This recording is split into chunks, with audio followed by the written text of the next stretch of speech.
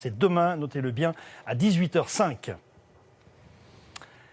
La 13e édition des Chemins de la Mémoire. Près de 2500 écoliers de toute la Savoie se sont retrouvés à Albertville ce mardi pour une randonnée jalonnée de questions sur l'histoire.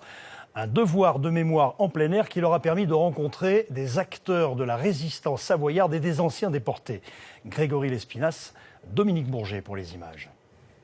Les Allemands ont fait une représailles terrible et toute sa famille avait été fusillée. André était encore à l'école à Ugine en 1944. Aujourd'hui, c'est à ses élèves qu'elle raconte ses souvenirs de camarades disparus. Moi, je leur fais part de mes souvenirs un peu lointains.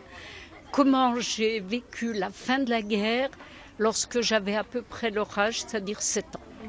Sur les différents ateliers qui jalonnent les sentiers, les élèves écoutent, réagissent et retiennent ces témoignages liés à la Seconde Guerre mondiale. Ça devait être dur parce que déjà ils devaient avoir le stress d'avoir si jamais ils pouvaient être bombardés, ça devait être très dur. Ils n'avaient pas beaucoup de nourriture. Il y avait un car et il s'est fait arrêter et les Allemands ils ont fait descendre 28 personnes il me semble et ils les ont tous fusillés pour rien. J'aurais jamais cru que ça aurait pu y arriver des choses comme ça.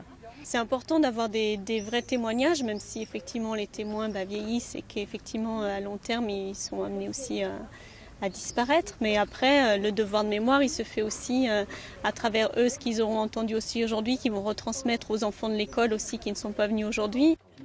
Et tous ont en commun d'avoir travaillé cette année sur la même bande dessinée. Un ouvrage qui raconte le quotidien des enfants sous l'occupation et qui s'adresse justement aux jeunes lecteurs. Les enfants sont très réceptifs à énormément de choses, à condition que ce soit accessible pour eux. Ici, nous avons fait un ouvrage vraiment, Vincent Dugommier et moi, un ouvrage vraiment de vulgarisation qui leur est adapté et qui est suffisamment précis pour faire un vrai travail de mémoire. La question de la mémoire et du souvenir sont aujourd'hui renforcées dans l'enseignement de la Seconde Guerre mondiale à l'école primaire. Le premier volet de notre